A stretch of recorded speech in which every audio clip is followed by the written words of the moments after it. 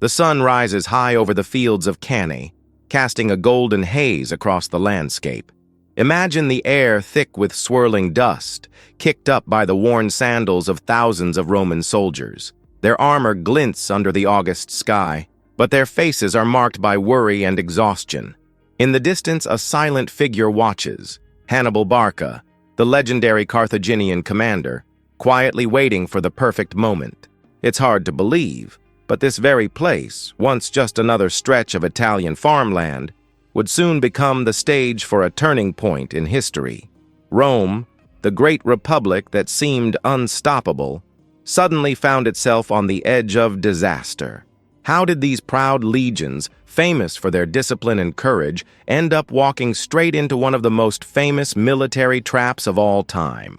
What made this battle not just a clash of armies, but a masterpiece of strategy that would be studied for thousands of years?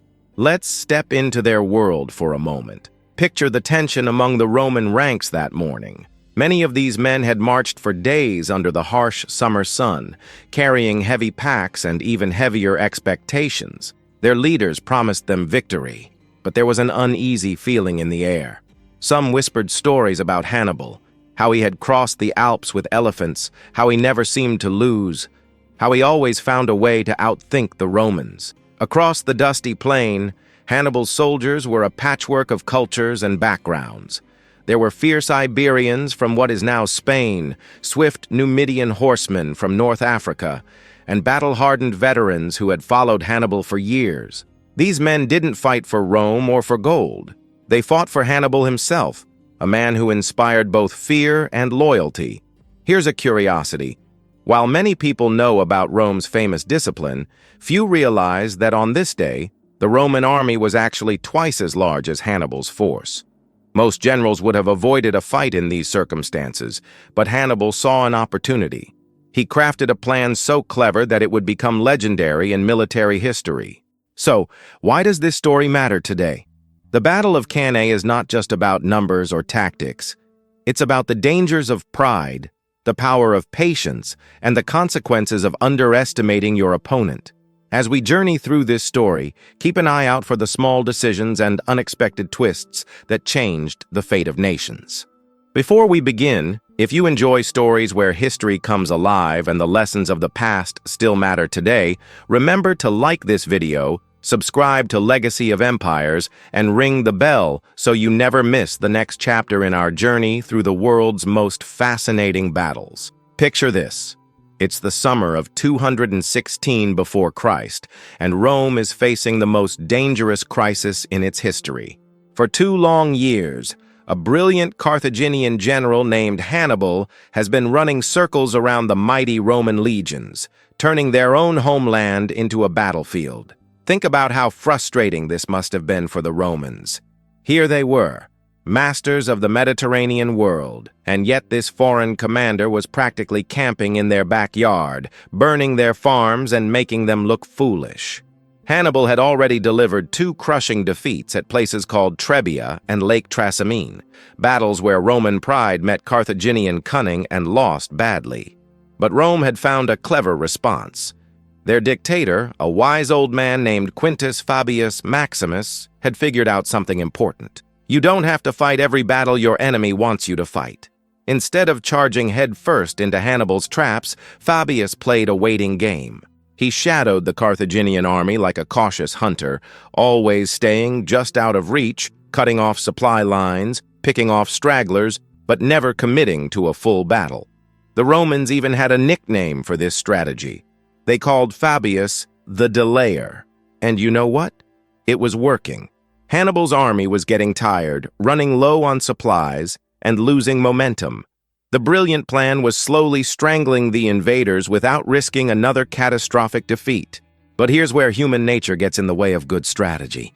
After 6 months of this careful approach, the Roman people were getting restless.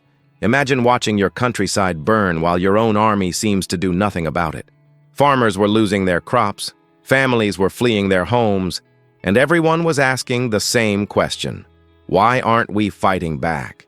The Roman Senate, feeling the pressure from citizens who wanted action, decided that enough was enough. They were tired of looking weak. tired of letting Hannibal dictate the terms of this war. The time had come, they declared, to show the world what Roman strength really looked like. So they made a decision that would echo through history as one of the greatest military gambles ever attempted. Rome would assemble the largest army it had ever put in the field, not just large, but absolutely massive. We're talking about 8 full legions, nearly 90,000 men when you count all the allied troops and support forces. To put this in perspective, most Roman armies of the time had maybe 4 legions. This was double their usual strength, a force so big it had never been seen before in Roman history. Leading this enormous army were 2 consuls, think of them as co-commanders, named Lucius Aemilius Paulus and Gaius Terentius Varro. Now, these 2 men couldn't have been more different if they'd tried. Paulus was the cautious type, a veteran who understood the value of patience and careful planning. He'd actually studied under Fabius and believed in the older man's methodical approach. Varro, on the other hand, was everything Paulus wasn't.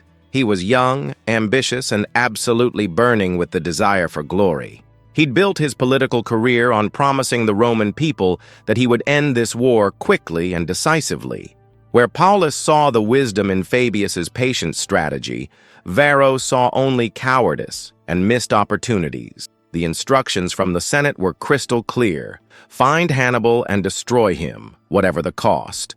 No more games, no more delays, no more watching from the sidelines while enemy forces roamed free through Roman territory. This massive army had one job: to end Hannibal's campaign once and for all.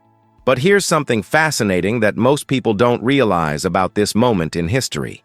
Rome's decision to abandon Fabius's successful strategy wasn't really about military tactics.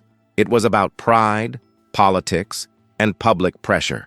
The Roman people had grown up hearing stories about their ancestors' glorious victories, battles where Roman courage and Roman steel had conquered the world. The idea of winning through patience and avoidance felt un-Roman somehow. There's also an interesting detail about how Roman command worked at this time. The 2 consuls didn't share power equally every day. Instead, they took turns being in charge, alternating command on a daily basis. One day, Paulus would make all the decisions. The next day, it would be Varro's turn. You can probably imagine how this system might cause problems when 2 leaders have completely different ideas about how to fight a war. As this enormous Roman force marched south toward Hannibal's position, soldiers throughout the ranks must have felt a mixture of confidence and nervousness. On one hand, they were part of the largest army Rome had ever assembled. Surely no force on earth could stand against such numbers. On the other hand, they were marching toward a commander who had already proven he could make Roman armies disappear. Hannibal, for his part, must have watched these developments with great interest. He'd spent months trying to lure the Romans into exactly this kind of confrontation, and now they were coming to him with everything they had. The question was, could his tactical genius overcome such overwhelming numerical disadvantage? The stage was set for one of history's most studied battles, a clash that would demonstrate whether Roman determination and numbers could triumph over Carthaginian strategy and experience. Everything Rome had worked to build over centuries of conquest would be riding on the outcome of the coming fight. Little did those 90,000 Roman soldiers know, as they marched through the Italian countryside that summer, that they were walking into what military historians would later call the most perfect tactical trap ever executed in the history of warfare. Let me tell you about the most fascinating collection of personalities ever to face each other on an ancient battlefield. At the center of this drama stands a man who would become legendary not just for his victories, but for the way he understood the human heart itself. Hannibal Barca wasn't just a general. He was something much rarer and more dangerous. He was a student of human nature who happened to command an army. Born into a military family that had spent generations fighting Rome, Hannibal had learned something that most commanders never figure out. Wars aren't really won by the side with the most soldiers or the best equipment. They're won by the side that best understands what makes people fight, what makes them afraid, and what makes them make mistakes. What made Hannibal truly extraordinary was his ability to see patterns where others saw only chaos. He could look at an enemy formation and immediately spot not just their tactical weaknesses, but their emotional ones too. Roman pride, Roman impatience, Roman need to prove their superiority. To Hannibal, these weren't just cultural traits. They were weapons he could use against them. But here's what really set Hannibal apart from other ancient commanders. His men genuinely loved him. And I don't mean they respected him or feared him, though they certainly did both of those things too. I mean they would have followed him anywhere, done anything he asked, because they believed in him as a person. Think about how remarkable this was. Hannibal's army wasn't made up of fellow Carthaginians fighting for their homeland.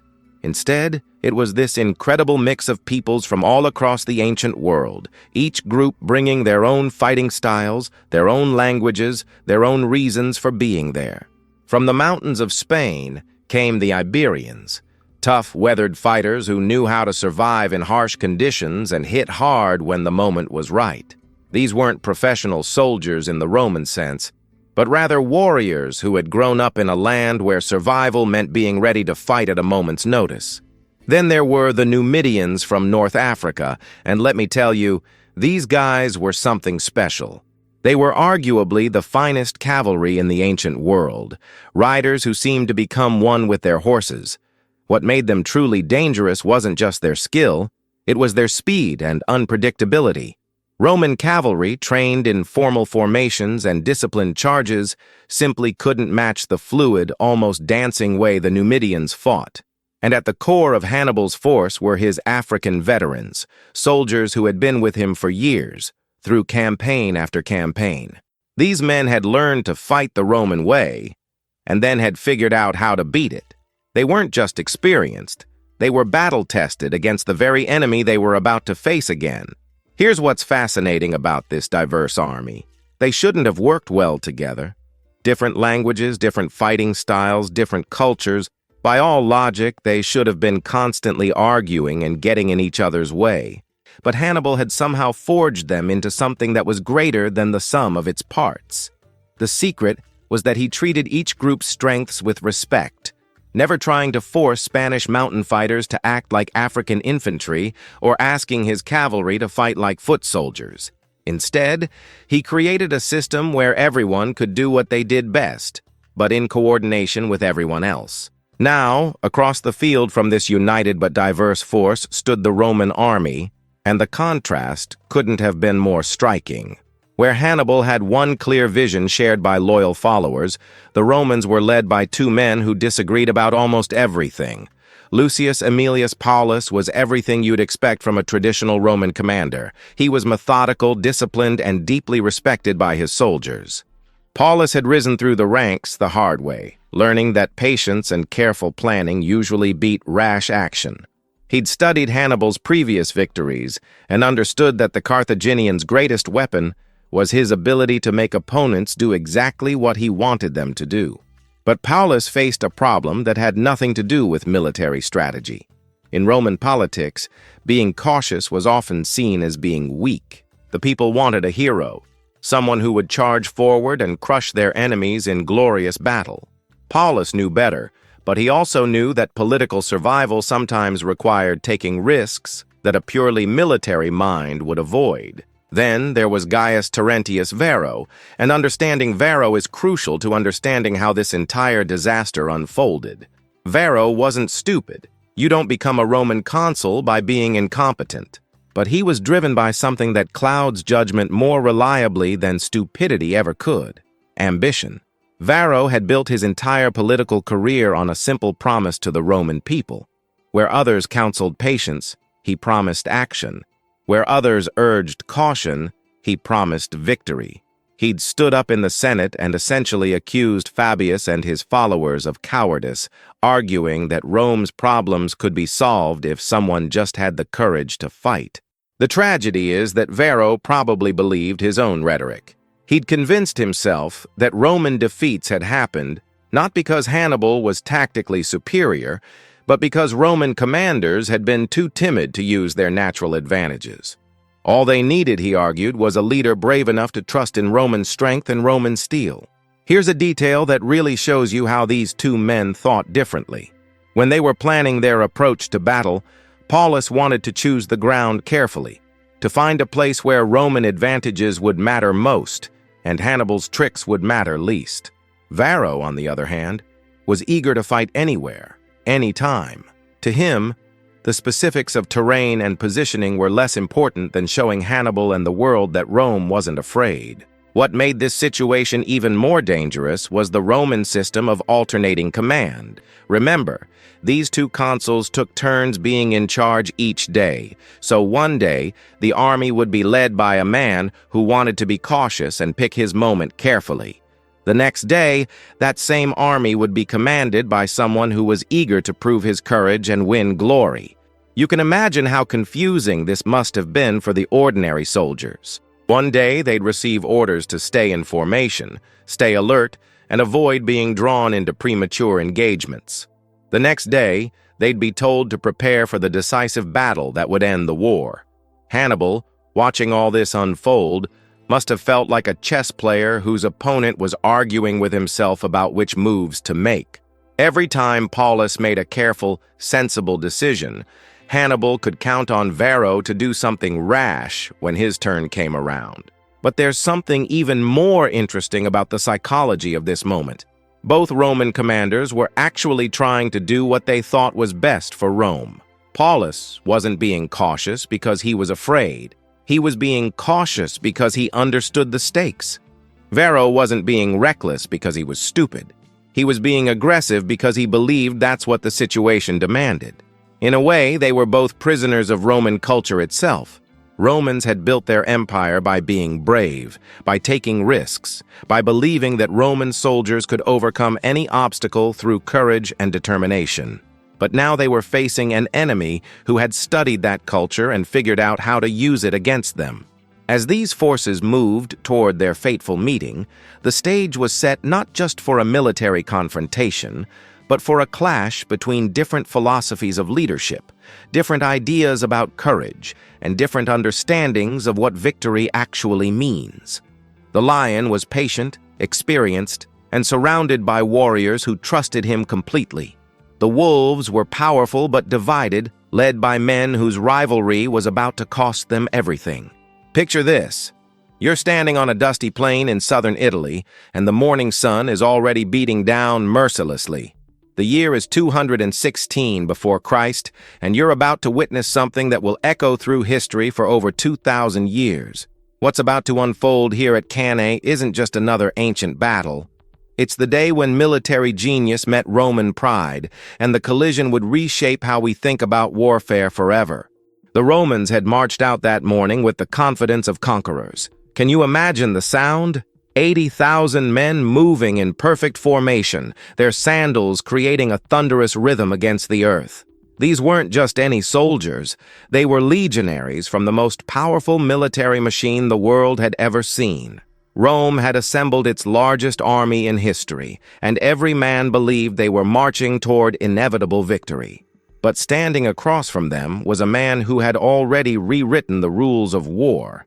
Hannibal Barca had crossed the Alps with elephants, defeated Roman armies at Trebia and Lake Trasimene, and now he waited with just 40,000 men. The odds were almost 2-1 against him, yet something in his eyes suggested he knew exactly what was about to happen. Here's where the story becomes absolutely fascinating. Hannibal had positioned his troops in a crescent shape, with his weakest forces right in the center. Think about that for a moment. He deliberately put his most vulnerable soldiers exactly where the Romans would hit hardest. To any military mind, this looked like either madness or desperation. The Roman commanders, Varro and Paulus, saw this formation and must have thought their prayers had been answered. Their massive infantry force could smash straight through that thin center like a hammer through glass. The legionaries began their advance, shields locked, spears forward, moving like an unstoppable wave of bronze and steel. And then something extraordinary happened. As the Romans crashed into Hannibal's center, those troops began to give ground. Not breaking, not running, just slowly, deliberately falling back. The Roman soldiers pressed forward eagerly, convinced they were winning. They pushed deeper and deeper into what they thought was a collapsing enemy line. But this is where Hannibal's genius becomes clear. He wasn't retreating, He was creating a pocket. Imagine a fisherman slowly drawing his net closed, and you'll understand what was happening. Those seemingly weak troops in the center were actually drawing the entire Roman army into a carefully prepared trap. The moment of truth came when Hannibal's African veterans, his most experienced soldiers, suddenly wheeled inward from both flanks. These weren't the same troops who had been giving ground. These were hardened warriors who had followed Hannibal across mountains and through countless battles. They moved with deadly precision, cutting into the Roman flanks like knives through silk. At almost the same moment, Hannibal's cavalry completed their own mission. They had driven off the Roman horsemen and now came thundering back to seal the trap from behind. In a matter of minutes, the entire tactical situation had reversed. The Romans, who moments before had been charging toward victory, suddenly found themselves completely surrounded. Now picture what this felt like for an individual Roman soldier. You're pressed shoulder to shoulder with your comrades, but instead of feeling the strength of your formation, you realize you can barely move. The enemy is attacking from every direction. Men are falling around you, but there's nowhere to run, nowhere to maneuver. The very size of your army, which had seemed like such an advantage, has become a death trap. What happened next has haunted military historians for centuries. The Roman legions, packed so tightly they could barely lift their weapons, were systematically cut down. Consul Paulus, one of Rome's most experienced leaders, died in the press of bodies. Soldiers suffocated before they could even be struck by enemy weapons. The dust turned red with blood, and by evening, 50,000 Romans lay dead on the field. But here's what makes this story even more remarkable. Hannibal's losses were minimal. Fewer than 6,000 of his men died that day. It was perhaps the most one-sided victory in military history, achieved not through superior numbers or better equipment, but through pure tactical brilliance. The aftermath tells us everything about what this battle meant. When news reached Rome, the city fell into a panic unlike anything in its history. Mothers threw themselves from buildings rather than face capture. The Senate seriously considered abandoning the city entirely. For the first time since its founding, Rome genuinely feared for its survival. Yet perhaps the most fascinating part of this story is what didn't happen next. Hannibal, having achieved this incredible victory, chose not to march on Rome itself. His officers begged him to strike while the enemy was broken, but he hesitated. Some historians believe he lacked siege equipment. Others think he hoped to break Roman will without destroying the city. That decision, or indecision, may have changed the entire course of Western civilization. The Battle of Cannae became more than a military defeat for Rome. It became a scar on the collective memory, a reminder that even the mightiest empire could be brought to its knees by superior strategy. For generations afterward, Roman mothers would frighten disobedient children with stories of Hannibal at the gates. But for military minds throughout history, Cannae represented something else entirely. Proof that intelligence could triumph over brute force, that careful planning could overcome seemingly impossible odds. Napoleon studied this battle. So did generals in both world wars. Even today, military academies around the world dissect Hannibal's tactics, searching for lessons that remain relevant in modern warfare. The double envelopment that Hannibal executed that day became the gold standard for tactical perfection. It's been attempted countless times since, but rarely achieved with such devastating effectiveness. What made it work wasn't just the maneuver itself, but the psychological mastery behind it. Understanding that Romans would always charge forward, that their pride would blind them to the trap being set. This is why Cannae remains more than just an ancient battle. It's a story about the power of thinking differently, about how one person's vision can change the world. On that dusty plain in southern Italy, Hannibal didn't just defeat an army, he created a legend that continues to inspire and terrify military minds 22 centuries later. What would you have done if you were a Roman soldier at Cannae?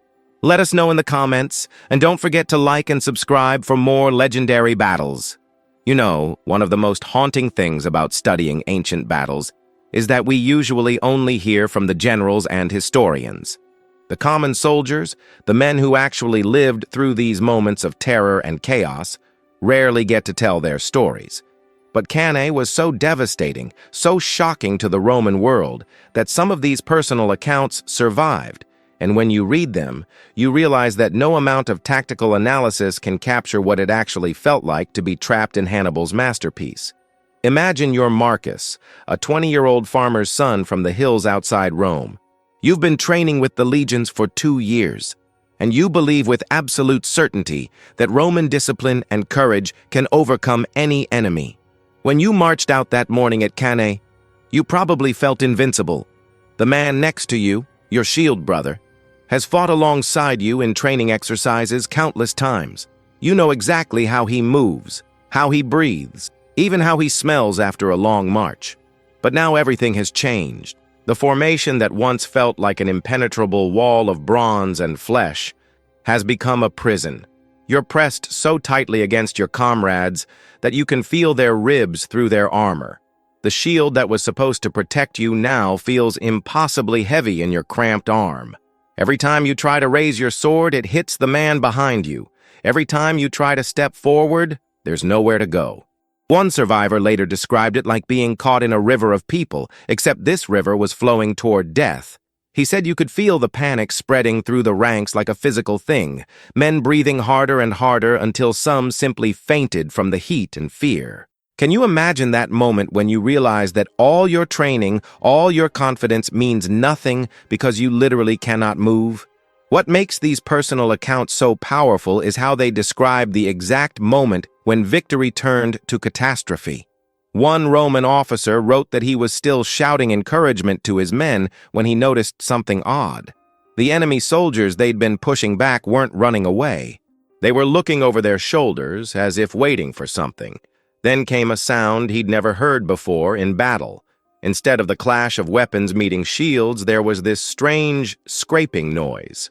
It was Hannibal's African veterans dragging their spears along Roman armor as they closed in from the sides. The officer said it sounded like fingernails on stone, and it made every man's skin crawl because they knew it meant the trap was closing. Here's something that really brings the human element home. Roman soldiers wore these distinctive red cloaks, and several survivors mentioned how quickly those bright colors disappeared under dust and dirt. But more than that, they talked about how the cloaks became tangled between men, tripping them, pulling them down. Something that was meant to show Roman pride became another way to die. The most heartbreaking accounts describe the death of Consul Paulus. This wasn't just any general. He was one of Rome's most respected leaders, a man who had served the Republic faithfully for decades. According to witnesses, when he realized the battle was lost, he could have escaped. His bodyguards were ready to cut a path through the enemy lines and get him to safety, but Paulus refused to leave his men. One soldier described seeing the consul, wounded and bleeding, still trying to rally troops who could barely hear him over the noise of battle. He dismounted from his horse so he could fight on foot alongside the legionaries. Think about that. A man who could have lived chose to die rather than abandon soldiers who looked up to him. The way he died tells us so much about what this battle was really like. He wasn't cut down in some heroic duel or dramatic last stand.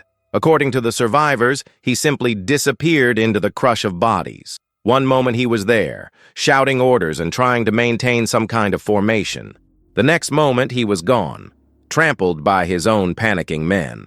What's fascinating about these personal accounts is how much they focus on sound. Modern people don't really understand how loud ancient battles were. You had thousands of men shouting, metal clashing against metal, horses screaming, and the wounded crying out for help. But at Cannae, survivors remembered when those sounds began to change. One veteran described how the confident Roman war cries gradually gave way to something else entirely. First came confusion, men calling out questions because they couldn't see what was happening around them. Then fear, as soldiers realized they were surrounded. Finally, something that chilled him to remember years later, the sound of grown men calling for their mothers. There's this one account that really stays with you.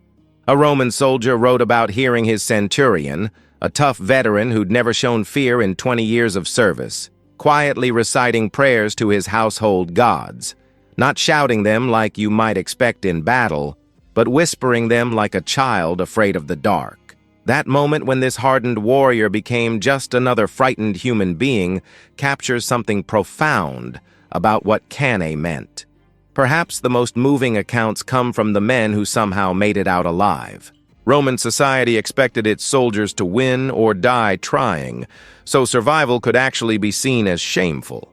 These men had to live with the knowledge that they'd witnessed Rome's greatest military disaster and hadn't been able to stop it. One survivor described the strange guilt of living when so many better men had died.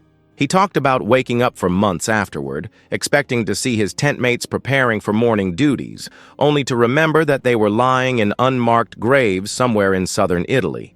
The psychological wounds of Cannae lasted far longer than the physical ones. But there's something beautiful in these accounts too. They show how ordinary people faced extraordinary circumstances. A baker's son from Rome found courage he never knew he had. A shepherd from the mountains learned that bravery isn't about feeling no fear. It's about doing your duty despite being terrified. Some of the most touching evidence comes from letters that survivors sent to their families. These weren't official military reports. They were personal messages from sons to mothers, husbands to wives. They're written on scraps of papyrus, often stained with what might be tears or might be blood. One letter simply says, "Tell father I tried to remember everything he taught me."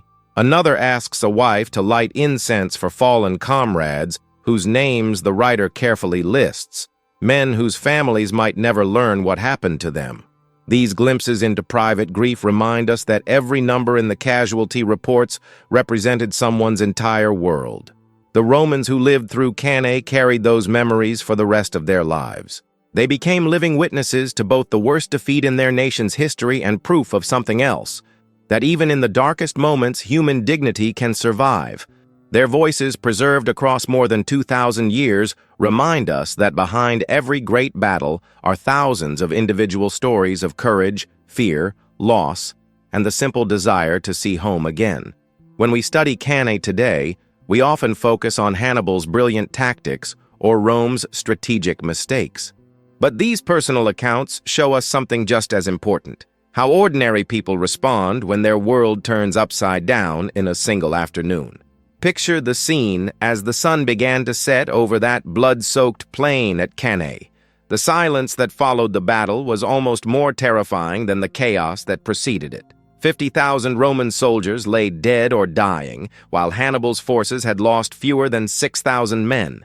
To put that in perspective, imagine if a modern army of 90,000 faced an enemy half their size and emerged with only 6,000 survivors. It's the kind of military disaster that seems impossible until it actually happens. But here's what makes this story even more compelling. What happened next would reveal as much about the character of both civilizations as the battle itself had about their military abilities. Think about the poor soul who had to carry news of this catastrophe back to Rome. This unnamed messenger had witnessed the destruction of the largest army his nation had ever assembled, and now he faced a journey of several days, knowing that every step brought him closer to delivering the most devastating news in Roman history. When he finally reached the city gates, dust-covered and exhausted, the guards must have known immediately that something terrible had happened. Romans were used to receiving news of victories, of conquered territories and captured enemies. The sight of a lone, bedraggled messenger arriving without the usual parade of prisoners and spoils could only mean one thing. The reaction in Rome was unlike anything the city had ever experienced. When the Senate gathered to hear the official report, grown men who had spent their lives in politics and warfare wept openly. These weren't tears of sadness alone. They were tears of fear. For the first time in generations, Romans faced the very real possibility that their city might fall.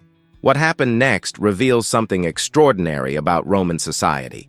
Instead of surrendering or fleeing, the city transformed itself overnight into something it had never been before: a fortress preparing for siege. But this transformation came at a cost that's almost unimaginable to us today. the Senate made a decision that shows just how desperate the situation had become. They authorized the recruitment of anyone who could hold a weapon. Boys who should have been learning their letters were handed spears. Elderly men who hadn't worn armor in decades found themselves drilling in the forum. Most shocking of all, they began freeing slaves and training them as soldiers. You have to understand how radical this was. Roman society was built on very strict social divisions. Slaves weren't just property. They were considered fundamentally different from citizens. The idea of arming them and fighting alongside them went against everything Romans believed about their world. Yet faced with potential extinction, they threw aside centuries of tradition in a matter of days. Here's a detail that really brings this home. They ran out of bronze to make armor and weapons. Roman matrons, wealthy women who had never worked with their hands, began melting down their jewelry and household items to supply the makeshift army. Temples were stripped of their bronze decorations. Even children's toys were collected and thrown into the furnaces. But while Rome was transforming itself in preparation for a siege, Hannibal faced the most important decision of his entire career. His officers were practically begging him to march on the city. They could see that Rome was in chaos, that its army was destroyed, that the population was terrified. It seemed like the perfect moment to deliver the final blow. One of Hannibal's cavalry commanders, a man named Hannibal, supposedly said something that has echoed through history. "You know how to win a battle, Hannibal, but you do not know how to use your victory." Whether he actually said those exact words doesn't matter. The sentiment captures the frustration of men who could see total victory within their grasp. So why didn't Hannibal march on Rome? This question has fascinated historians for over 2,000 years, and the truth is, we may never know for certain. But the various theories tell us something important about both the practical realities of ancient warfare and the complex psychology of one of history's greatest military minds. The most straightforward explanation is that Hannibal simply couldn't take Rome, no matter how demoralized its defenders were. Ancient cities weren't just collections of buildings, they were fortresses designed to withstand sieges. Rome's walls were massive, built and rebuilt over centuries to keep out exactly the kind of army Hannibal commanded. Siege warfare in the ancient world was incredibly difficult and expensive. You needed specialized equipment, catapults, siege towers, battering rams that had to be built on the spot from local materials. You needed thousands of workers who understood engineering and construction. Most importantly, you needed time, often months or even years, to starve a city into submission. Hannibal's army was designed for mobility and battlefield tactics, not siege warfare. His men were used to living off the land, moving quickly, and fighting decisive battles. Sitting outside Rome's walls for months would have played to Roman strengths, not Carthaginian ones. The Romans could use their remaining forces to attack his supply lines, or raise new armies to threaten his position. But there's another theory that's even more intriguing, and it has to do with Hannibal's ultimate goals. Some historians believe that Hannibal never intended to destroy Rome completely. Instead, he wanted to break up the Roman Confederation, the network of alliances and subject cities that gave Rome its power. His strategy wasn't to capture the city itself, but to prove that Rome couldn't protect its allies. From this perspective, marching around Italy, winning spectacular victories, and demonstrating Roman weakness was more valuable than a costly siege. If Rome's allies began switching sides, the Republic would collapse without Hannibal ever having to storm its walls. This theory gains weight when you look at what Hannibal did after Cannae. Instead of marching north toward Rome, he moved south toward the Greek cities of southern Italy. He spent months trying to convince these communities to abandon their Roman alliances and join him. In many cases, he succeeded. But here's where Hannibal may have miscalculated. He understood military strategy brilliantly, but he may have underestimated something unique about Roman culture: their absolute refusal to admit defeat. What happened in Rome after Cannae reveals something profound about why this small Italian city had managed to conquer most of the Mediterranean world. Instead of seeking peace terms or trying to negotiate, the Romans did something that must have baffled Hannibal. They simply refused to acknowledge that they had lost. The Senate passed a law forbidding anyone from even discussing surrender. They sent messages to their remaining allies promising that Rome would never abandon them, no matter how long the war lasted. Most remarkably, they began planning not just for defense, but for eventual counterattack. This is where you see the difference between Carthaginian and Roman culture. Carthage was essentially a trading empire, focused on profit and practical outcomes. If a war became too expensive or too risky, it made sense to negotiate and cut losses. But Rome had developed something different, a culture that saw defeat as literally unthinkable. Here's one of those fascinating historical ironies. Hannibal's greatest victory may have contained the seeds of his ultimate defeat. By destroying so many Roman soldiers at Cannae, he had certainly weakened Rome militarily. But he had also done something else. He had made the war personal for every Roman family. Think about it this way.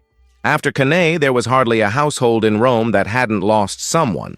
Fathers, sons, brothers, friends. The disaster had touched everyone. This created a level of commitment to the war that no amount of Carthaginian gold could match. Romans weren't fighting for territory or trade routes anymore. They were fighting for revenge. The recruitment of slaves and old men wasn't just military necessity. It was a symbolic statement that Rome would sacrifice everything before admitting defeat. When Hannibal's spies reported back to him about these preparations, he must have realized that he was facing something he had never encountered before, an enemy that would literally rather die than surrender. Hannibal's decision not to march on Rome immediately after Cannae changed the course of Western civilization. If he had captured the city in 216 before Christ, there might never have been a Roman Empire. Caesar, Augustus, the conquest of Gaul and Britain, the spread of Roman law and language, all of it depended on Rome surviving this moment of supreme crisis. But the decision also revealed something about the limits of military genius. Hannibal could read a battlefield like a book and outmaneuver armies twice his size. But reading the hearts and minds of an entire civilization proved to be much more difficult. The Romans, for their part, learned lessons from Cannae that would shape their military thinking for centuries. They never again put all their forces into a single battle. They developed new tactics specifically designed to counter the kind of envelopment Hannibal had used. Most importantly, they learned that sometimes the greatest victory comes not from winning battles, but from refusing to accept defeat. As night fell over the city of Rome on the day news of Cannae arrived, nobody could have predicted that this moment of supreme crisis would ultimately make the Romans stronger. But that's exactly what happened, and it's why the aftermath of this ancient battle still has lessons for us today about resilience, determination, and the power of refusing to give up when everything seems lost. You know what's truly remarkable about Cannae? The battle ended over 2,000 years ago, but in a very real sense, it's still being fought today. Every time a military strategist sits down to plan an operation, every time a general studies how to outmaneuver a superior force, the ghost of Hannibal's masterpiece whispers from the pages of history. Think about that for a moment. We live in an age of satellites and precision missiles, of drones and cyber warfare, yet military academies around the world still dedicate weeks to analyzing what happened on that dusty plain in southern Italy. There's something almost magical about a tactical concept so perfect that it transcends time itself. The first person to truly understand what Hannibal had achieved was probably a Roman general named Scipio Africanus. Years later, when he finally defeated Hannibal at the Battle of Zama, Scipio used modified versions of the same principles that had worked at Cannae. Can you imagine the irony? The student had become the teacher, and Rome's salvation came partly through learning from their greatest defeat. But the influence of Cannae didn't stop with the Romans. During the medieval period, when European knights dominated battlefields with heavy cavalry, military scholars kept coming back to Hannibal's tactics. They realized that even the most heavily armored force could be vulnerable if it was lured into the right kind of trap. Here's something fascinating that most people don't know. During the Crusades, Several Muslim commanders explicitly studied accounts of Cannae before engaging European armies. Saladin himself was said to own a detailed description of Hannibal's tactics, and you can see echoes of the double envelopment in some of his most famous victories against the Crusader states.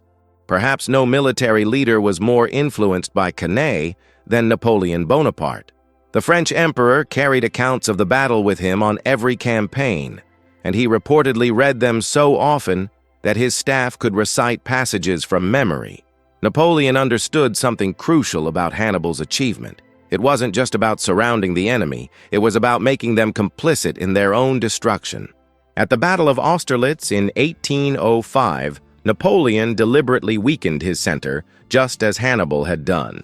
He allowed the Austrian and Russian forces to think they were winning, drawing them deeper into his formation before unleashing his reserves from the flanks. When his officers congratulated him on the victory, Napoleon supposedly said, "I have given them their Cannae." But here's what makes Napoleon's fascination with Cannae even more interesting. He didn't just study the tactics. He was obsessed with understanding why Hannibal hadn't marched on Rome after the victory. Napoleon spent hours discussing this decision with his generals, trying to figure out whether Hannibal had made a mistake or whether there were factors that historians had missed. This obsession may have influenced one of Napoleon's own crucial decisions. After his victory at Jena in 1806, when the Prussian army was shattered and Berlin lay defenseless, Napoleon chose to occupy the city immediately rather than hesitate as Hannibal had done. Whether this was the right choice is still debated, but it shows how deeply the lessons of Cannae had penetrated his thinking. The influence of Cannae didn't end with Napoleon. During the American Civil War, both Union and Confederate generals studied the battle intensively. Robert E.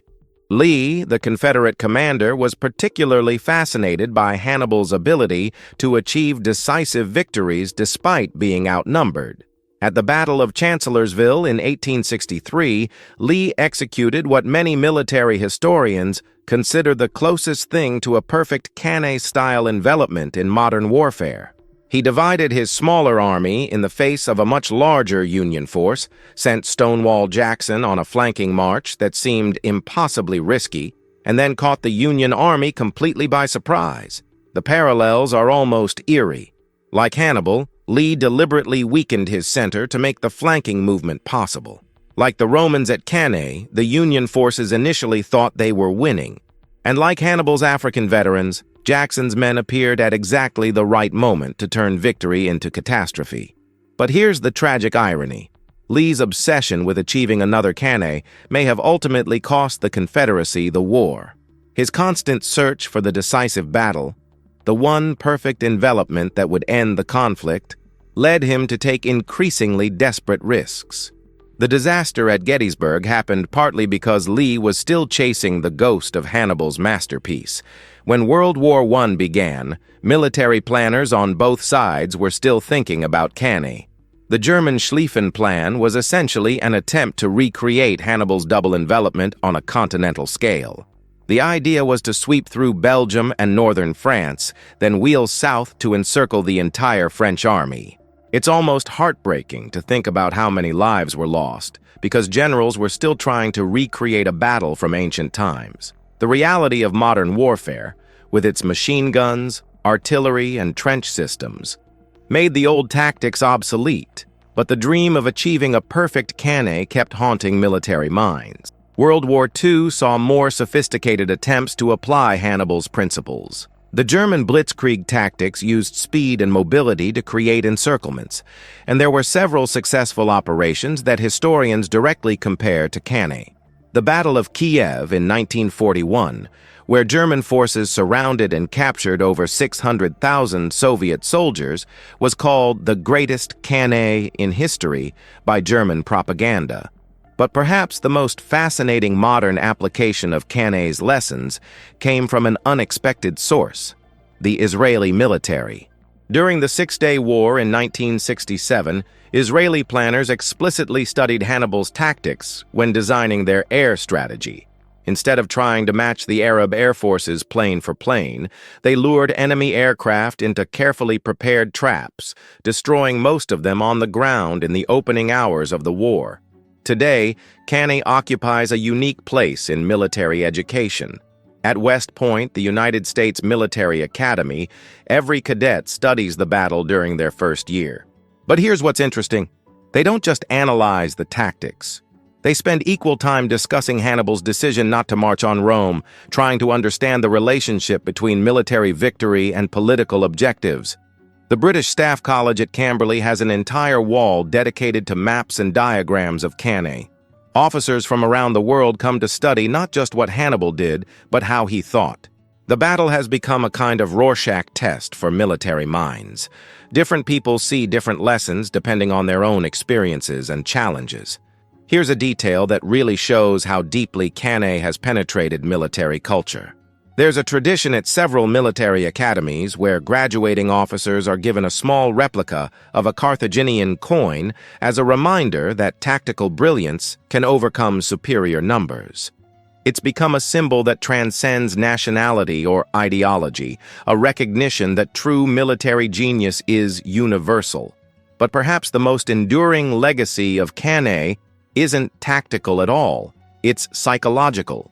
The battle created what military historians call the Cannae complex, an obsessive fear of being surrounded and destroyed. This fear has influenced military thinking for over 2 millennia. Roman armies after Cannae were trained specifically to avoid the kind of formation that had proved so vulnerable to Hannibal's tactics. They developed new types of flexible formations that could respond to flanking attacks. In a very real sense, every Roman military manual written after 216 before Christ was a response to what happened at Cannae. This psychological impact extended far beyond Rome. Medieval European armies adopted formations specifically designed to prevent encirclement. Renaissance military theorists wrote treatises on how to avoid the Hannibal trap. Even today, military planners use the term getting canna'd to describe the nightmare scenario of being perfectly outmaneuvered by a smaller force. You might think that in our age of advanced technology, the lessons of an ancient battle would have lost their relevance. But actually, the opposite is true. Modern warfare, with its emphasis on speed, mobility, and information, has made Hannibal's principles more applicable than ever. The concept of the double envelopment has evolved into modern ideas about cyber warfare and economic strategy. Today's military planners talk about information dominance and cognitive warfare, essentially trying to get inside the enemy's decision-making process and make them defeat themselves, just as Hannibal did to the Romans. Business schools now teach courses on competitive strategy that use Cannae as a case study. The idea of using an opponent's strength against them, of creating win-win situations that are actually carefully disguised traps, has applications far beyond the battlefield. But perhaps the most enduring aspect of Cannae's legacy is the question that still haunts military historians. What would have happened if Hannibal had marched on Rome? This isn't just academic speculation. Understanding why Hannibal hesitated helps modern strategists think about the relationship between tactical success and strategic objectives. Every war college in the world has students who debate this question. Some argue that Hannibal made the right choice, that Rome was too strong to be taken by assault. Others insist that he missed the opportunity of a lifetime, that one bold stroke could have changed the course of Western civilization. The truth is, we'll never know for certain. But that uncertainty is part of what makes Cannae so endlessly fascinating. It's a perfect battle fought by an imperfect human being, a moment when tactical genius met strategic doubt, and the consequences echoed through history. Today, when military officers study Cannae, they're not just learning about ancient warfare, they're exploring timeless questions about leadership, decision-making, and the burden of command. They're trying to understand how one person's choices on a single day can reshape the world.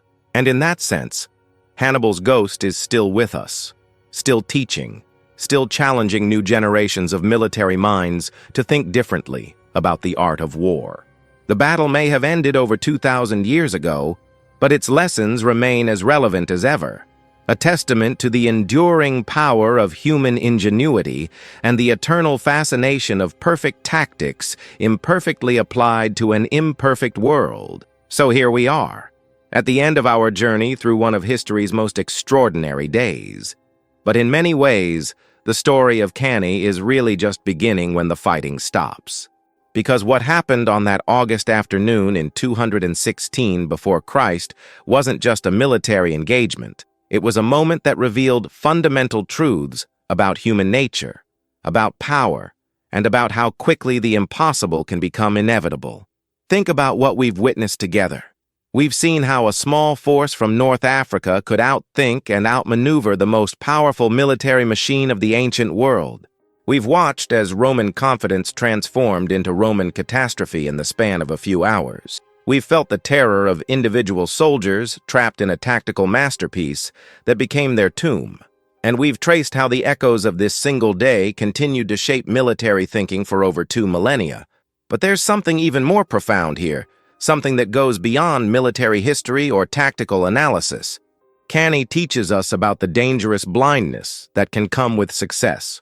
Rome had conquered most of the Mediterranean world through discipline, organization, and sheer determination. They had developed a military system that seemed unbeatable, a culture that viewed defeat as literally unthinkable.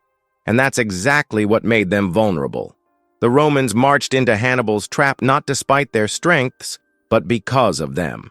Their confidence in their superior numbers, their faith in their traditional tactics, their absolute certainty that Roman discipline would triumph over foreign cleverness. All of these advantages became liabilities when they faced an opponent who understood them better than they understood themselves. This is why Cannae resonates so powerfully even today.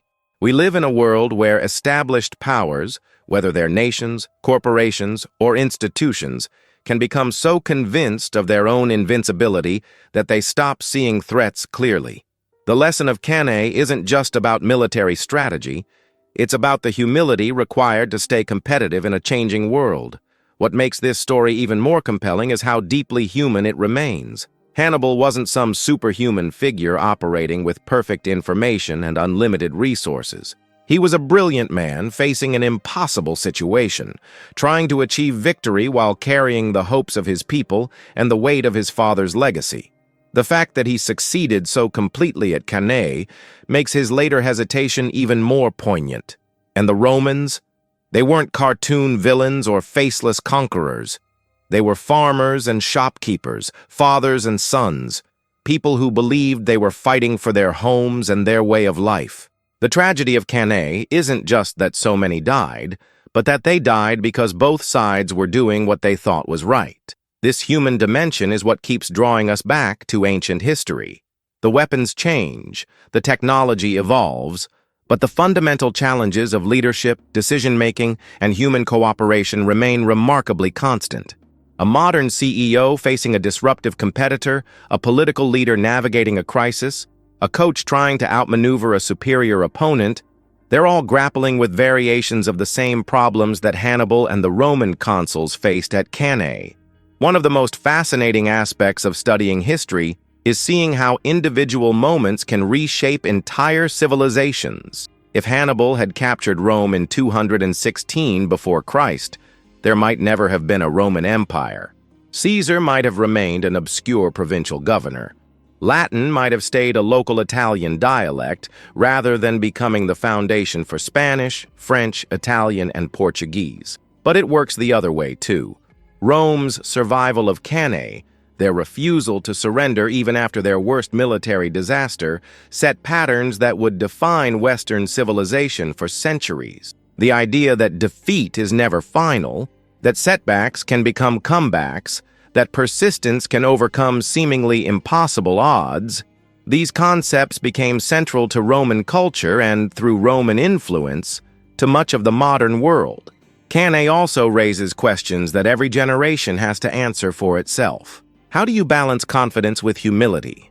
When is it better to take calculated risks rather than play it safe? How do you maintain discipline and organization while staying flexible enough to adapt to new challenges?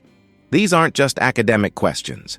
They're the kinds of dilemmas that face everyone from military commanders to business leaders to parents trying to guide their children through an uncertain world. The specific context changes, but the underlying challenges remain remarkably similar to what Hannibal and his Roman opponents faced over 2,000 years ago. There's something almost artistic about what Hannibal accomplished at Cannae. Like a great painting or a beautiful piece of music, his tactical masterpiece has a kind of elegant perfection that transcends its immediate purpose. You don't have to be interested in military history to appreciate the intellectual beauty of his solution to an impossible problem. This is why military academies still study the battle, why business schools use it as a case study, why anyone interested in strategy and problem-solving can find inspiration in Hannibal's achievement. It represents human creativity at its finest, the ability to see patterns that others miss, to turn apparent weaknesses into hidden strengths, to find innovative solutions when conventional approaches fail. But perhaps the most remarkable thing about Cannae is how it continues to generate new insights and interpretations. Every generation of historians and strategists finds something different in the story, some aspect that speaks to their particular challenges and concerns. During the Cold War, analysts studied Cannae to understand asymmetric warfare, how smaller powers could challenge superpowers. In the information age, business theorists use it to think about market disruption and competitive advantage. Military planners in the era of cyber warfare find new relevance in Hannibal's emphasis on psychological manipulation and turning enemy strengths into vulnerabilities. This ongoing conversation across centuries and cultures suggests something profound about the battle's significance. It's not just a historical curiosity or an interesting tactical study. It's become a kind of universal reference point for thinking about competition, strategy, and human potential. What I find most moving about the story of Cannae is how it connects us across the vast expanse of time to people who faced challenges remarkably similar to our own.